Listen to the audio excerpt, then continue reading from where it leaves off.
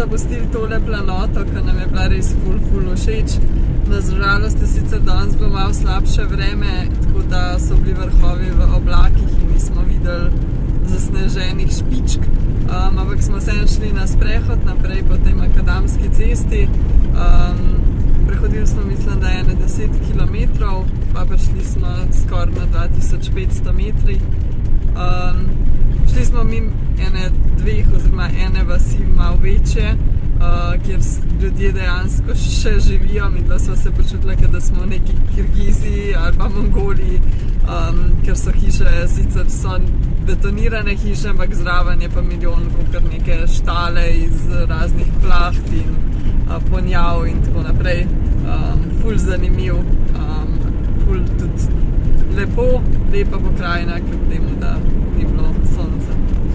Ja, pa zelo je neturistična, mi v bistvu sploh nismo srečali nobenih turistov in tudi po odzivu domačinov so dobili občutek, da niso pogosti, ker so nama ful mahali, skoraj vsi so se hoteli pogovarjati in tam čim so se ob cesti nekje ustavila, ker so mislili naparkirati, sta se kmalu zatem dva ustavila z avtom in je en mi povedal, da je to drugače njegova zemlja, ampak da ni niti najmanjšega problema, da tam ustaneva.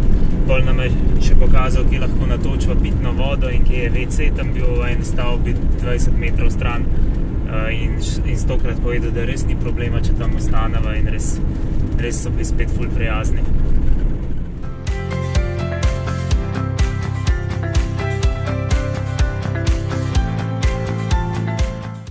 Gremo prvo v trgovino, na prvi večji nakup v Turčiji, potem se bomo pa ogledali mesto Rize.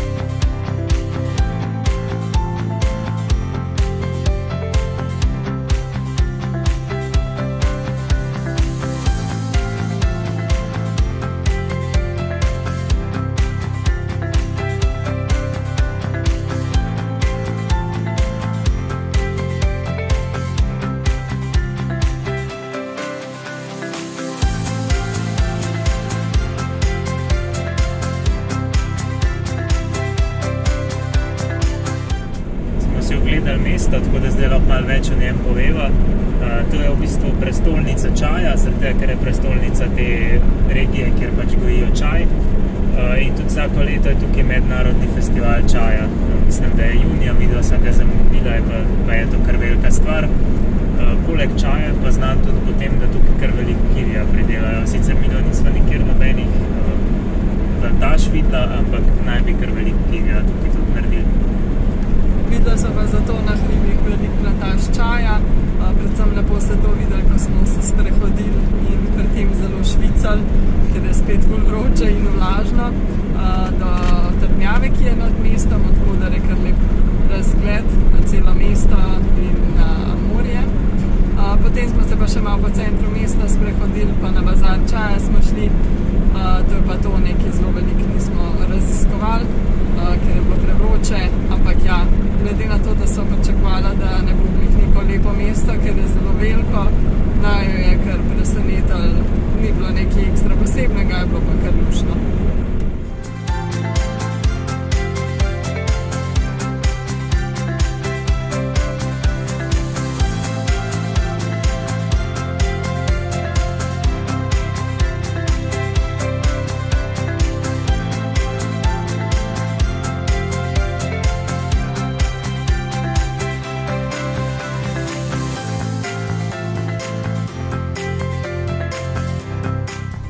Danes nadaljujemo pot naprej po tej kar turistični dolini. Najprej se bomo ogledali en grad, ki se imenuje Zirkale in leži na 1130 metrih. Kdaj je bil točno zgrajen, ne vejo, verjetno v 14. ali pa 15. stoletju in ne bi ga uporabljali v Otomanskem cesarstvu za obrambo.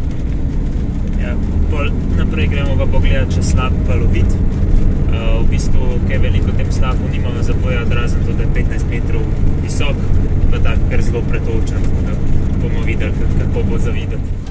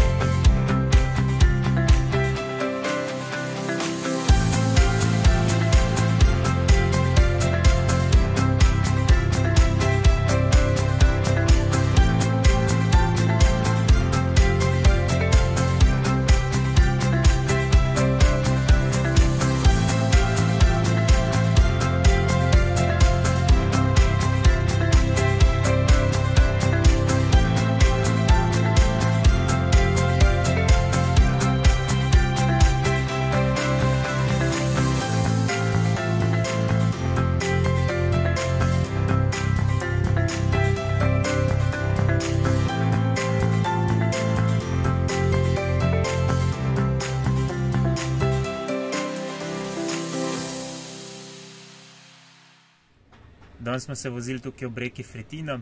Ta reka je kar znana, zaradi tega, ker je tukaj ohranjenih več kot 20 otomanskih mostov. Nekaj sva jih uspela tudi posnet, so pa res zanimivi, taki na pol okrogli, ker mojstersko so jih naredili.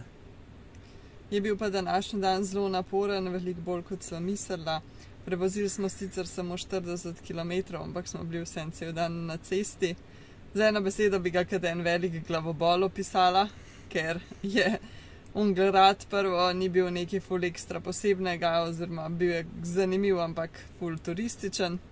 Potem smo šli naprej do tistega slapu, dokoder je pač cesta postajala vedno slabša, sicer ne toliko, da ne bi bila asfaltirana ali pa kaj, ker so bile granitne kocke, tako da je bila ok prevozna, ampak zelo ozka, ni imela nobenih ograj, tako da pač je bilo konc ceste in potem 20 metrov prepad dol. Tako da je bilo kar adrenalinsko, no, moram priznati. Na drugo stran je pa stena. Pa ja. Ozka je za en avto, tako da se skoraj da ni za odmakniti. Ja, tako skalnata stena, tako da skale ven gledajo in pač...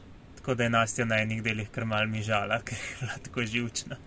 Ja, ker pač so bili še minibusi nasproti in za nama, in ki se sicer znajo umikati, ampak ko pa turisti z najetimi avtomobili pridejo nasproti, pa pač se ne znajo umikati oziroma se ne umikajo. Poleg tega pa na koncu slap niti ni bil neki ful ekstra posebnega, pa še ko smo prišla nazaj v kemper, je nekdo naj jo zaparkiral, tako da sva čakala potem 15 minut, da je pač gospod prišel, pa smo lahko šli naprej. Poleg tega smo pa danes hoteli še gor na en planoto spet, da bi šli jutri hoditi, ker so tukaj ful lepe gore, 3000 plus. Zakaj nismo šli?